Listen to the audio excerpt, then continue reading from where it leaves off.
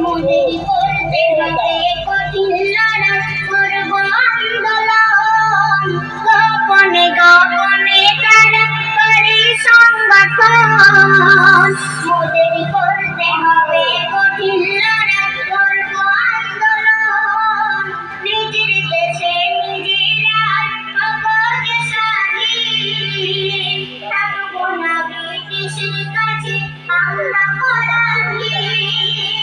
মোরা তৈরি আছি দেশের তরে, তৈরি আছি দেশের তরে, দিতে পারি প্রাণ।